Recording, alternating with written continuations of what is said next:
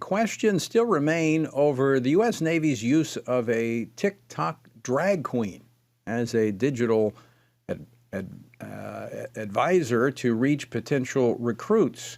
But Defense Secretary Lloyd Austin is focused on Tommy Tuberville in his hold on officer promotions in response to the Pentagon's illegal abortion policy.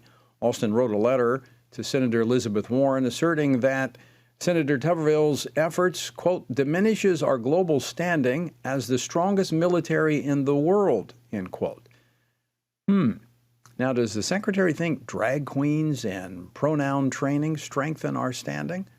Well, join me now to discuss this and more is Senator Ted Budd of North Carolina, who led a letter of 14 U.S. senators to the Secretary of Navy seeking more information on their use of a drag queen to recruit. He serves on 4 Senate committees, including the Senate Armed Services Committee. Senator Budd, welcome back to the program. Thank you, Tony. Great to be with you. So, does the Navy's use of a drag queen for recruiting fit a pattern we continue to see from the Biden administration? Well, Tony, sadly, it does fit a pattern. This is very tragic. I talk to young people, and I see so much good going on in the military, and I encourage folks to consider a career and serving our country in uniform. And they say, with things like this, it really discourages them. They're already behind their recruiting goals, many of the branches of the armed services. This doesn't help at all. So it's sad. Look, first of all, there are bans on TikTok devices, on U.S. government devices. So why would they want to have someone that has built their career on TikTok as a drag queen and then use that to recruit people there? It seems like more they're pushing their radical leftist agenda rather than trying to support our military and strengthen our country. Now, you asked that question as to whether or not they are encouraging the use of TikTok by these ambassadors. Have you heard anything back from the Secretary, from the Navy? No, it's been radio silence as far as a response to this, which is par for the course on so many things. Again, they seem to be less focused on protecting our country, the administration protecting our borders, and more focused on pushing these crazy agendas that we know breaks down the family and ultimately hurts our country. Senator Budd, I was reading the letter from Secretary Austin to Senator Elizabeth Warren, and he was lamenting, the readiness impact that this is going to have by not moving these officers through. But nothing in here about the 8,000 members of the military who were pushed out because they did not get a COVID vaccine.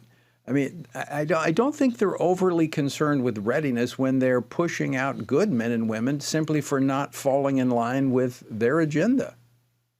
Yeah, they really are. And I was able to question Secretary Austin a week or so ago. And I said, if you change this policy, you solve your problem.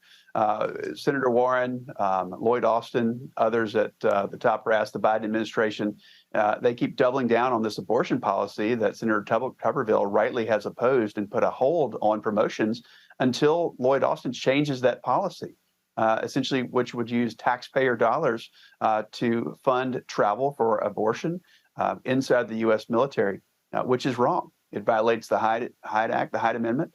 And again, I just simply told him, you change the policy, you solve the problem. It's not another senator's problem. It's not Senator Tuberville's problem.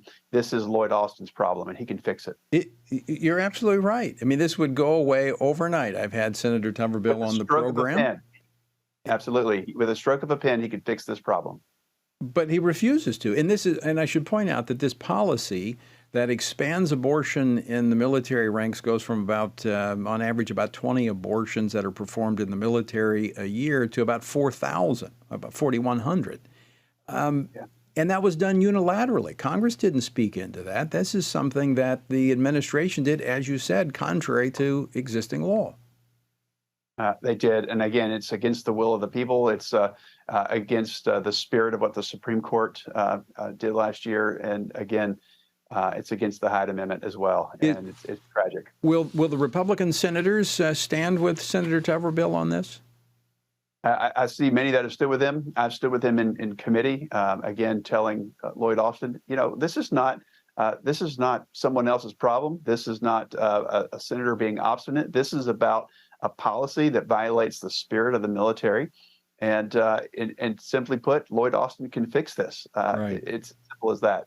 So he keeps doubling down, and it's a war of the wills right now. And I'm glad that people are standing up to Lloyd Austin. I agree 100%. Very quickly, we're about out of time, but you're heading to the border tomorrow to see this increased crisis for yourself. This is absolutely tragic what we're seeing with the end of Title 42. We need some sort of a patch. It doesn't have to be Title 42 itself, something that gives Border Patrol authority to repel folks from coming in illegally. Look, this is a generous country. We let 1 million people a year come in legally the right way. We want to welcome those. We want to continue that. But at the same time, we've had over 5 million people illegally. That's just the ones we know. So many are sexually abused along the way. About a third of the women that make it to our borders have been abused. Children are being dropped over on this side of the border, and who knows where they end up in abusive situations. And again, it's absolutely tragic what the Biden administration has allowed. And I want to be down there firsthand to get briefed by the brave men and women at our borders that are trying to stop this, but whose hands have been tied by the Biden administration. I mean, I was at the border during the Trump administration after they put in place the Remain in Mexico, and there was almost no traffic coming across the border. This is the result of policy decisions. Yeah, it is, and it's either the lack of decision making or bad decision making. And you have a Secretary Ali Mayorkas who says he stands with the men and women of the Border Patrol, but he absolutely does not. I look at actions more than I look at words. And when I've been down there on the border multiple times, and then come back and gone to all 100 counties in my great state of North Carolina, and I've talked to sheriffs all over, they say that every single county in North Carolina is now a border county because of Joe Biden's policies. And just north of Charlotte, in a more of a rural community, there was a traffic stop with, in one car, enough fentanyl to kill 250,000 people. And this is not just unique to that area, all over our country. I've heard the same reports. I lay this at the feet of Joe Biden. Yeah. Heard the same reports. Senator, always great to see you. Maybe we can catch up with you when you get back from the border. I look forward to it. Thanks for having me.